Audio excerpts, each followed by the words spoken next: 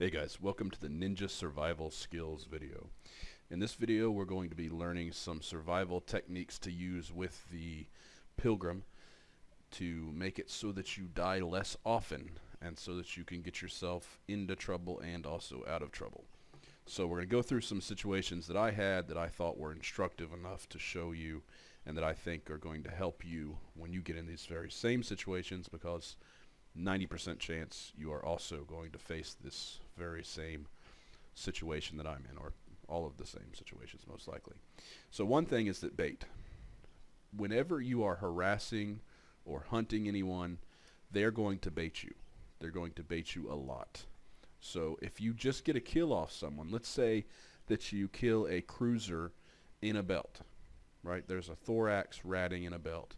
You killed him. I don't know that's what happened here. I forget what happened in this one, but I'm pretty sure I had just killed something. And they knew I was in system. This is an EF, like you'll hear me say in other videos, EF, and then I think the other one was FD, wherever J4LP live. But this system and another system I spent a lot of time in making these videos, and basically I lived in these systems, and they hated me, and they wanted to try to get me and kill me. So bait was very common, and I think what happened here is you can see right here there's a wreck. I'm pretty sure I just killed whatever that wreck was, and I think it was a Sino. So I killed their Sinosaural field theory. Not theory.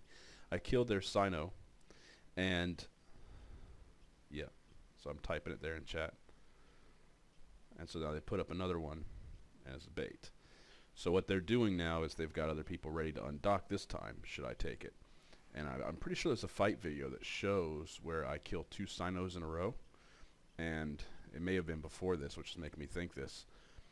But basically the whole deal was, I mean, they're trying to get me to repeat what I did before so that they can capitalize on it.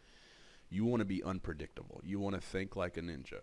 So I know that's a little bit silly, but you know, if you want to role play it or whatever, it's a good way to think when you fly this ship. Think like a ninja. Don't be predictable.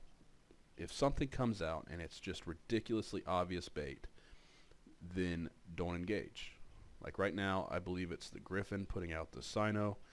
Thorax is guarding him, probably with the main tackle to tackle me, so that his buddies can undock. Probably some frigates ready to undock. You have to assume bait in more cases than not. I'm not telling you not to take risks, but in general, you are better off to take the risk on the first encounter and not the second. So, for example, if you jump into a system and you see a ship sitting on the edge of the station, like you'll see in my opportunities video, and there's just a ship sitting there, seemingly AFK on the edge of the station, then yes, I want you to engage that ship. But if you blow that ship up, and then another ship comes out and sits AFK on the station, don't engage that ship. Do not engage.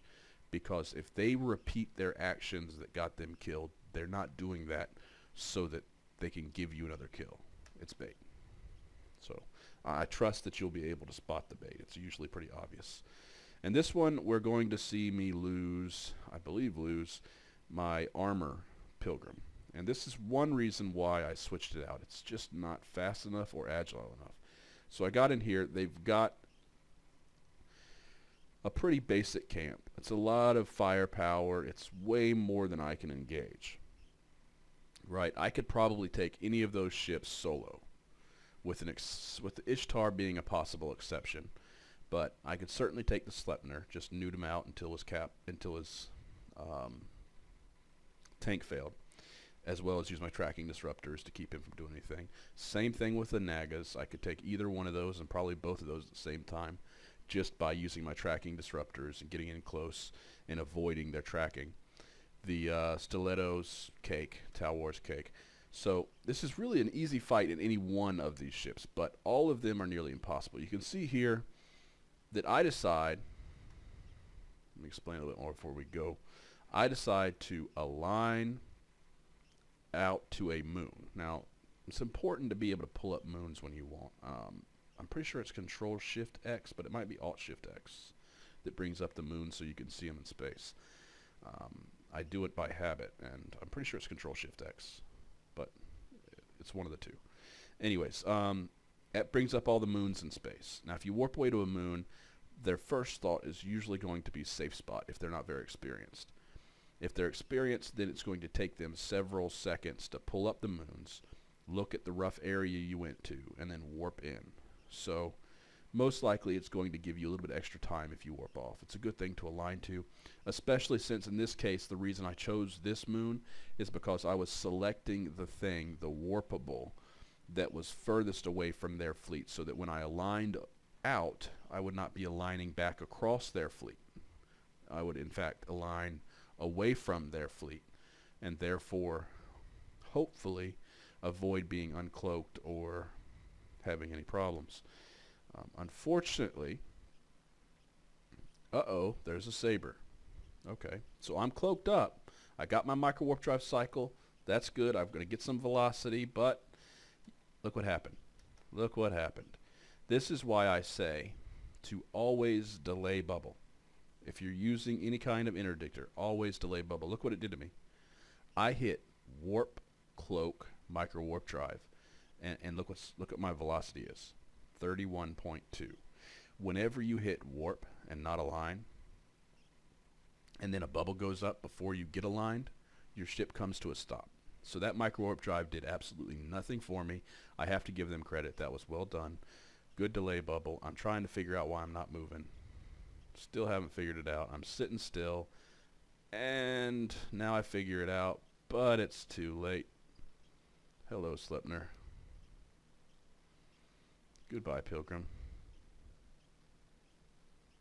Doesn't matter how much I tank here. I might as well fight and try to kill one or two things. Not the Naga. I guess I could spread some tracking disruptors and some newts, but it's all a waste. I'm dead. So one of the things that killed me there is that I didn't know the saber was there. Look at how there's several other things that came in since, a curse and purifier and cloaked.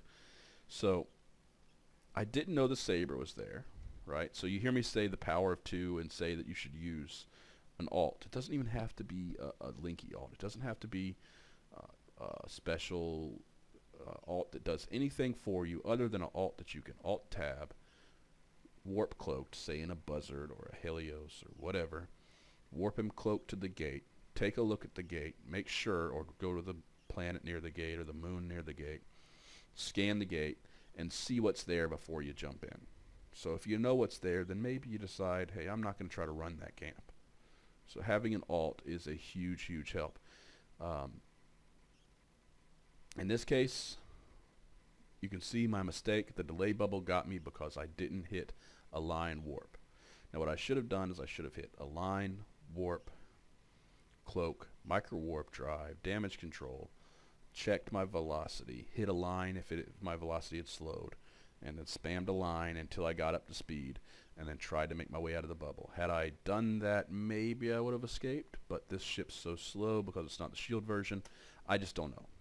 So that's a combination of my mistake, shield, armor instead of shield, and you know what? Had I approached the gate, I almost guaranteed to have escaped, right? I could have tanked them long enough to escape. You can see here, this is just silly stuff. They're all trying to get on the kill mail, so they're waiting to pod me, so I just hit self-destruct. Not that it's going to take them a full 2 minutes to kill me. I just didn't want them to sit there and waste my whole night. A lot of times, or not a lot of times, but sometimes some people will just be irritating, and they'll point your pod and hold it still and never kill you. You have to pod yourself, self-destruct. So in this case, I'm wised up. I figured it out. These are the same people? I don't think so. But in this case, I've decided, you know what? I'm going to approach. I'm not going to take the risk. I'm in the shield setup, so I'm going to be agile and fast enough to get there pretty quick. And you know what? I'm just going to approach this gate because I don't want to mess around. One of them came pretty close. He uncloaked me. I make sure you see if right there real quick. As I'm approaching the gate, I'm watching for someone to uncloak me. And if the first micro warp drive cycles over, I want to make sure to get another micro warp drive cycle started before they have time to lock and get a scram on me, so I can maximize my velocity towards that gate and make sure that I make it to the gate. If they have insta-lock, you know, you want to be able to get every little inch out you can. So then you reapproach, you jump through, and you're all good. Well, not quite.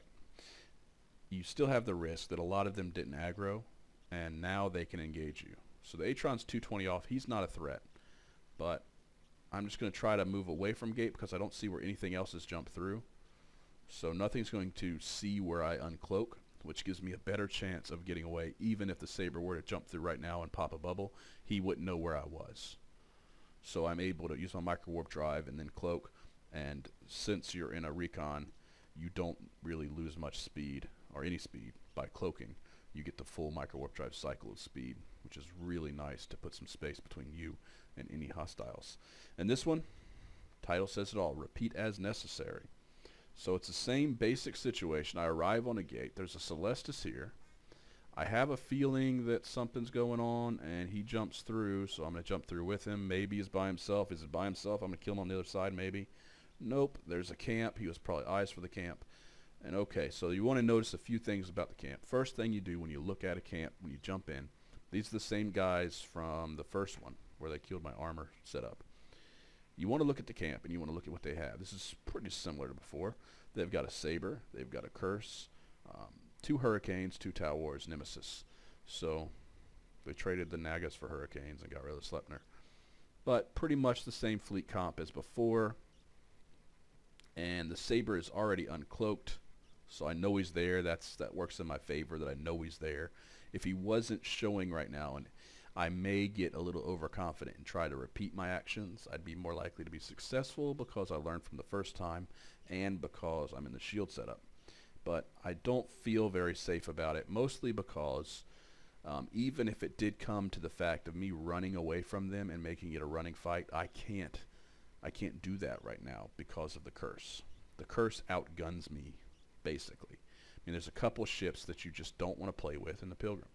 The Orthrus, the Curse. There's probably a few more, but those are pretty sure things. Rapier is probably another one that in a fleet situation like this, you don't want to mess with it. Let's take the Curse out of the equation, okay? If that Curse wasn't there, what I might do is I might find a way to align away from all of them in the direction that takes me away from them in the most efficient manner as possible. So maybe use a keypad or whatever to do that. But I would want to align away from them, cloak, micro warp drive, and start putting some space between me and their fleet. Okay, so I want to be out of scram range for the majority of them. And then once I got about 30k from everything, now this is without the Curse, keep in mind, I would then uncloak, hit the micro warp drive, and let those Tau Wars come in and start to tackle me. I would crush the Tau Wars, nude out any of the Hurricanes that got close, the Saber, kill the Saber, and I would probably get away with killing 2 Tau Wars and a Saber before the Hurricanes warped away. Maybe I would get a Nemesis, who knows if he's stupid. So there's potential for a fight there, but that's not going to happen because there's a Curse. And the Celestis still hasn't uncloaked either. So best thing to do, we just need to approach that gate. I can't fight this. I need Capacitor to be able to be effective. And the Curse is going to deny me that. I can get in a Capacitor battle with him, but the simple fact is I'm already outgunned. You can see that right there I did a shift click on the micro warp drive. When you're more concerned, you can do that. It takes some practice to get that down, but that will get you to the gate faster. It's not necessary in most cases. But sometimes when I feel like I'm going to be scrammed, I do that. You can see here that I didn't jump through automatically immediately, and I think that was a mistake. I should have just jumped straight through. But what I was doing is I was waiting a second. I didn't want them to jump through with me. I was waiting a second to see if they would aggro me so that I could split their fleet and potentially fight them, or at the very least split them up enough to where I can get away on this side. It didn't happen. They're all, or for the most part, all the scary ships are on this side, the Curse and the Saber. So like I said before, you just repeat. Rinse and repeat. Back at the gate, no need for a shift click. Straight through. No big deal. what you need to notice here is as long as I'm not overloading every time I go back to the gate, and as long as I'm not taking any significant damage going back to the gate, I can keep doing this all day long. They have no way to stop me from doing this over and over and over. I could sit here for 2 hours straight doing this very same thing and avoid this fight if they want to sit around for 2 hours and do it. And they know that I'm not just going to give them my ship because I'm tired of jumping back and forth. They realize that they're going to get more and more disorganized each time they jump through this gate, that eventually they're going to have to commit on one side of the gate with almost all of their firepower. And when they do that, they're going to open up an opportunity for me to kill whatever's left on the other side. So they don't have enough to competently cover both sides of the gate. Therefore, I'm able to just jump back and forth, wait for an opportunity, which I do this quite a bit when I'm looking for opportunities, is I'll just keep playing with them. So long as I know that I can get away, I'll just keep playing with them. You know, I'll keep letting them think that there's something there to maybe kill me, but there's nothing there. I mean, short of me making a stupid mistake, which happens, they're not going to kill me. So it goes on and on. Speed it up a little bit, skip forward.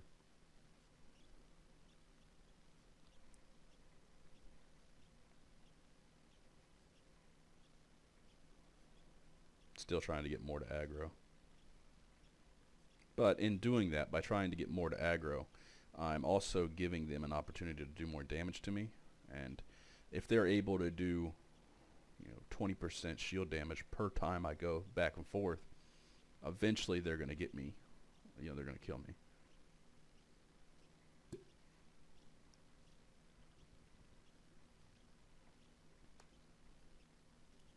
So we just wait.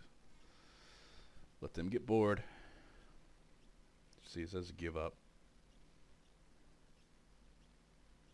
I think he's trying to tell me to give up. As if I'm just going to say, okay, let me uncloak right here where I am and just let you guys kill me. No big deal. No big deal.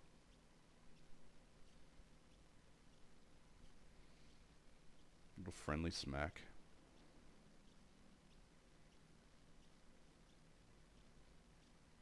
It's got some lag right there, I think.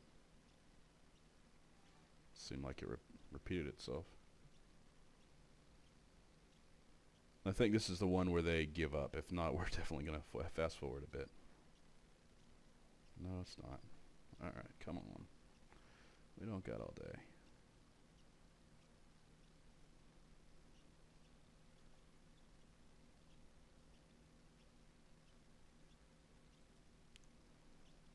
You can see this took a while. Now, I might have been able to escape here. And you notice it doesn't really matter whether you do cloak then micro warp drive or micro warp drive then cloak. If you cloak, you still have roughly 2 seconds, maybe 3. It's certainly 1 second left after you cloak to activate any modules you want to activate. I'm hoping this is the last time through.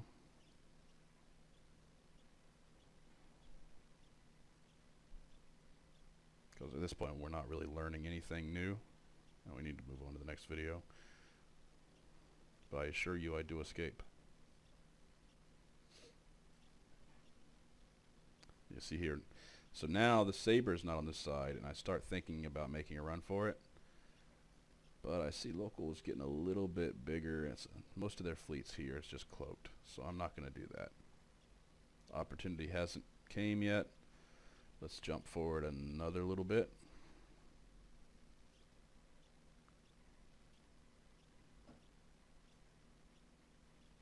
And you can see what I did right there is I was approaching, and I noticed that no one pointed me. So a lot of times when you're doing this kind of thing, people get lazy. So what you do is you get on the gate at 0 first, so you make sure you're able to jump. But then you start to warp away, and if they don't point you, you just warp off. But they pointed me. So back through the gate. Here we go. Last time, I hope. Come on, last time. Just the Saber and Hurricane here. The rest can jump, but they're not going to see where I was, so there's a small chance I can get away here. It's a pretty good chance. I'd say I have about an 85% chance of success. Hurricane jump through.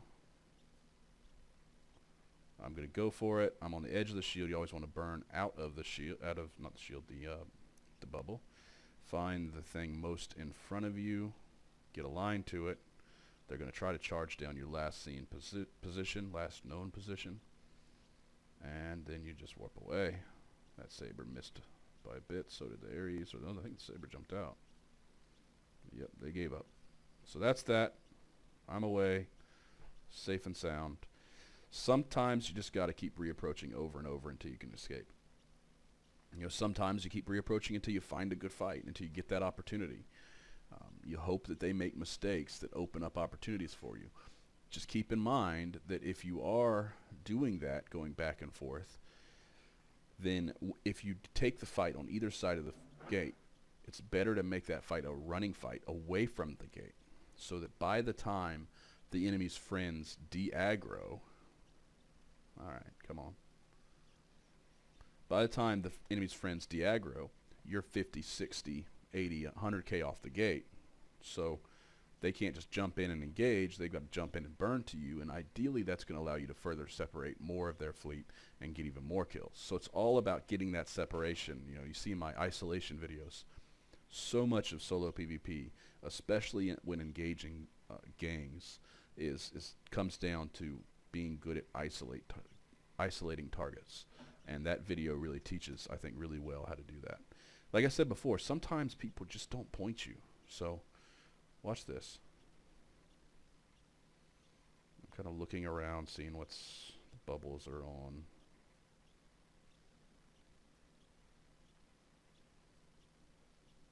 Seeing what's behind the bubbles. What's in my path as I approach the gate. Are there warpables behind the gate? Alright, so I hit cloak, micro warp drive, approach, and I'm ready to jump through.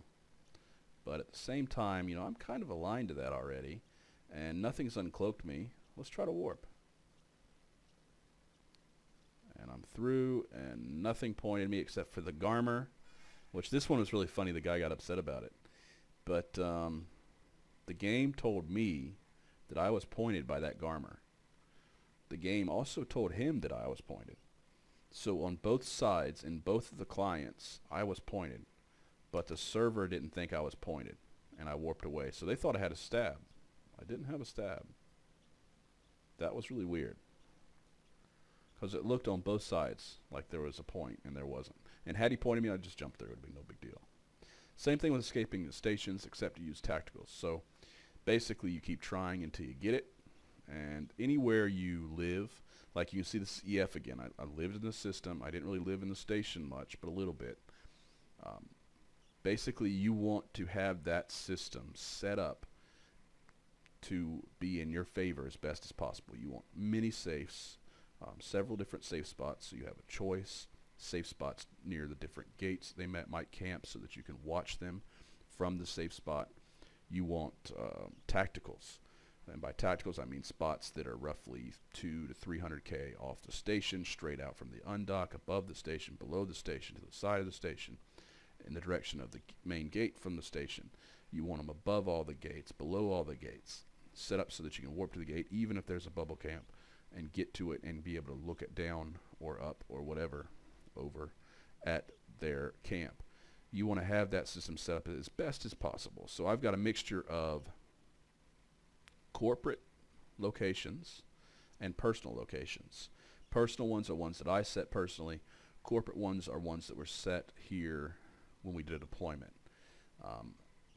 Probably a year earlier, we did a deployment, maybe 6 months, and we moved our whole alliance into this station, killed their Titan, and then moved back to KFR.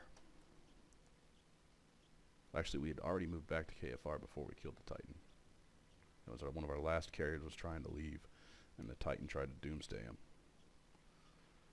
Alright, so what I did there was nothing special. When you come out of the station, you're already aligned to the spot because you created the spot by basically coming out of the station with an interceptor, not touching anything but your micro warp drive, and then just waiting until you're 200-300k off. I think in this case it was like 1,000k off. But you basically just go straight out, and that means as soon as you undock, you're aligned. So this is a fun one here. The rest of the videos have been a little bit boring. It's been kind of like, oh, that's just you avoiding fights. You know what? That's not fun. Who wants to go out and just avoid being killed? Well, that's just a part of it. It's unfortunately not the most fun part of it, but it's a part of it. So what I've done here is I've warped to, I think, like a planet or a customs office near the gate, and I scanned. There's a bubble, and there's a raptor. There's also a micro jump unit, which I have no idea why that's there. But there's a raptor. So if a raptor's in a bubble sitting still, I think that's worth engaging. It's a good chance that I can maybe get a point on him before he can get his micro warp drive going, and then get my newts on him and shut him down. So my threat here, as you can see, I'm pretty close to that gate, 10K. I have no idea what's on the other side of that gate. So there's a very serious risk to any engagement here. Now I decide to engage that caracal. I don't think that was really the best choice. I probably should have tried to sneak my way around the back side of that bubble, or even gotten caught in it on purpose, which is a little bit more risky. I think just sneak around the back side, uncloak 20K in front of that raptor, and go for the raptor. And then maybe if the caracal burns for me, then go for the caracal. I didn't do that. I'm basically right on the gate, 9K away from it. If there's something on the other side, I'm in big trouble.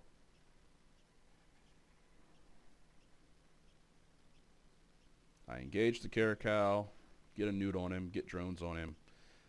He's getting way too close. I don't know why I'm allowing that to happen. Raptor's already on top of me. That's not good. I overload the micro warp drive. I see local filling up. So right now, survival instinct kicks in. And basically what happens here is I know that there's a lot of stuff coming through that gate. I messed up. Gate's only 18K away at this point. I need to very quickly get high speed, get as fast as I can, get a newt on that raptor in case he has a scram, and I need to be moving away from that gate. I don't want to go across it. I don't want to go kind of away from it. I want to go in the most efficient route away from that gate and away from everything else that's jumping in. I want to get newts on that raptor as soon as possible because he's very, very dangerous. If he gets a scram, then maybe that slows me down and gives the rest of the guys long enough to get a scram on me as well. And then I have multiple scrams I have to deal with. I want to get a newt on that raptor, free up the other newts for potential fast tackle, start moving away as fast as possible, try to keep an eye on what they have, see that there's a Talos there. He can do DPS at a range, especially with me moving straight away. That's going to be harmful. I need to try to add a little bit of an angle to my flight to avoid some of the tracking from that Talos. Keep moving away, lock anything that's too close, lock the closest thing to me, abandon those drones. They're too far back to be of any use for me. Luckily, they killed the raptor just before I abandoned them. Throw out the warrior 2s. They're going to be a lot faster to move around the field. Get those on the closest thing to me that's most likely to have a scram. That's going to be the Fed Navy Comet at this point. But basically, it's just I'm trying to like take you through my thought processes as I was doing that escape. But you know, it's about all those different things are going through my mind when I'm doing that. I'm basically thinking that I need to. Hold on a second. There we go. I need to try to focus on all those different things, moving away from them, managing my transversal to the Talos so that I can avoid some DPS from him and his fall off. If he perhaps has a fit that can shoot out a little bit further, I want to make sure that I'm moving off at a little bit of an angle to avoid some of that DPS. I want to try to keep newts on whatever's within 25K. I want to make sure my drones are effective. I got worried they weren't effective in that case, so I abandoned them for the warriors. Luckily, they got the raptor before I died. And then I want to try to keep moving, and keep locking whatever's closest to me. I got to constantly watch that overview, see what's closest to me, prioritize whatever's closest to me by the likelihood of them having a scram. So, caracals aren't likely to have scrams. Tristans, Sabers, Fed Navy Comets, Raptors, all very, very likely to have scrams. You see I killed the Raptor right there. And I say local, I need to change my pants. That was pretty tense. I was not expecting all of them to jump in. So that did give me a little bit of a scare. And there we go. So now the problem is I'm still locked, or was still locked. Okay. So I was finally able to cloak, but they were able to keep me locked for a really long range. So I wasn't able to cloak for a very long time, and there's nothing at all to warp to away from their fleet. So basically I had to just keep burning until I got out of lock range from them, and then cloak up, turn around, and warp off. Alright, so I'm pretty sure this is the last video. Yeah, it is. And basically, the idea here is just a really simple one. Pick your fights well. Know what you can and can't fight. As you'll see me say many times over, Orthrus is bad. Not to mention that all these ships together, they're all very fast ships. They can keep up with me even while I'm running. I don't have enough newts to distribute across all of them. Therefore, I can only stop 3 at a time from chasing me. My DPS isn't enough to break any of their tank very quickly. So there's no way for me to win that fight. It's not a good fight. I'm not going to take that fight. And that's pretty much it. So that's it for the ninja survival skills. It's basically you need to approach gates rather than run away, but it's a decision based on each situation. Approaching is usually safer unless they have both sides covered and you got to run, or you see an opportunity and they don't have you pointed or something like that. Manage which targets you're going to try to neutralize with your energy neutralizers, with your DPS. Base that on range and who's likely to have the scrams. Try to, whenever things go bad, your basic go-to tactic is move away from them as fast as possible. Give it a few overloaded cycles on the micro warp drive. Try to make it a running fight if you can. So the first thing to get yourself into a stable situation is to put some space between their main DPS, their heavier ships, the battle cruisers, and stuff like that, and their bigger ships. So get those at a distance to where they're no longer able to apply good DPS to you. And then once that DPS is removed from the field, start to work on the smaller ships.